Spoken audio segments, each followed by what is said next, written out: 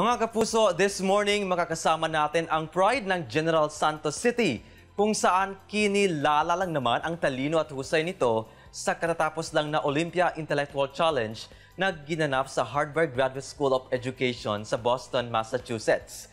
Together with his dad, let's all welcome Lyanne Thomas Jover. Hello, Lyanne! Welcome sa At Home with GMA Regional TV. Kamusta? I'm doing good. Yeah, thanks for having me on. Una sa lahat, Lyanne, congratulations on winning the gold medal for the individual knowledge and impromptu challenges, bronze medal for the pen down, speechcraft, and team spirit challenges, and bronze for the overall best teams. How does it feel, Lyanne, to have all these achievements? It feels nice. It's good to have these things for the future. Lyanne, kwentuhan mo naman kami, ano ba itong Owlypia Intellectual Challenge and paano ka ba napasali sa kompetisyon na ito? Well, Owlypia Intellectual Challenge is something that is a competition that's meant to help a child be challenged for him or her to grow. In the challenge, there are 5 different challenges that the child has to go through. There's an essay writing, there's a debate, there's a public speaking, a quiz bowl, and the quiz. Sino-sino rin ba ang mga nakalaban mo rito? Ilang countries did ba ang nag-compete? I'm not quite sure. I'm not certain on how many countries joined the competition. But I know there were a few that came from Albania, there were a few from Pakistan, India, and some from the US themselves. And syempre, tanungin din natin ang daddy ni Lyanne. Nung nalaman niyo po na kasali si Lyanne sa Owlypia Intellectual Challenge, ano yung unang naisip mo at ginawa niyo? Actually, na-amaze ako na pinush pa rin niya itong second time niya na to sumali ng Owlypia. First time siya nanalo for qualifiers was last 2020.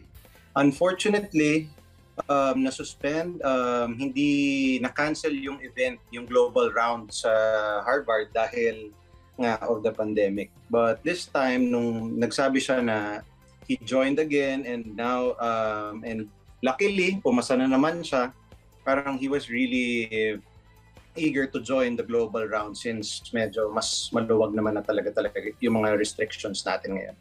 Since bata pa si Lyanne, achiever na talaga siya, paano niyo po na-train si Lyanne? Or talagang nasa dugo na ba niya ang pagiging isang genius? Sa school niya, in-announce na merong ongoing na competition regarding na ginagawa ng Owlypia. And students were encouraged to join, but only a few of them tried. And sa Philippines, I think only a few also were able to pass the qualifier rounds. I don't know, no? Sabi ko nga, wala talaga kaming hand dito kung ano yung mga na-achieve niya. Kung meron man, ang pinaka naging participation lang namin sa development niya is we really supported him from the start. And siguro, natutunan rin namin as early as, siguro he was 7 or 8 back then. Kumbaga natutunan namin to let go of him as young as that age. Kasi nung 7 or 8 siya, umabot rin siya sa, nanalo rin siya for a Model United Nations camp in Korea. Ano ba ang gusto mong profession in the future, Lyanne? I'm not sure, but ever since I was young, I just had a determination to strive to become the best version that I could be of myself. I always tried to reach as high as possible by joining different competitions, trying to win them, and more like that. 20 years from now, I do hope to see myself in a stable job somewhere in the US as a physicist. And lastly, ano ang message mo sa parents mo na talaga namang full support sa iyo? For my message, I really just want to thank all of them, both my parents, my mom, my dad. I just want to thank them for supporting me all the way, even though a few were expensive. I just want to thank them for supporting me either way. For my piece of advice, I'd say always try to reach further than than you have reached right now. Always try to reach higher on the ladder. Try to go far. Try to go beyond your limits. Ako, ang message ko sa kanya is whatever he wants to do, kahit gaano pa yan kahirap, kadali, kamahal, ka-cheap, we will always be there for him. Oh yeah, I'd also like to thank my grandparents for helping me with financial supplies.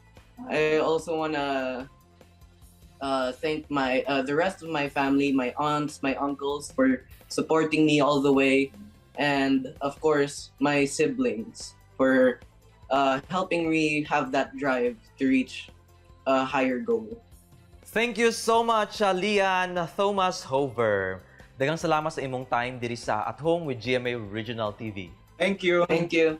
Tutok lang mga kapuso, kay mubalik pa ang At Home with GMA Regional TV.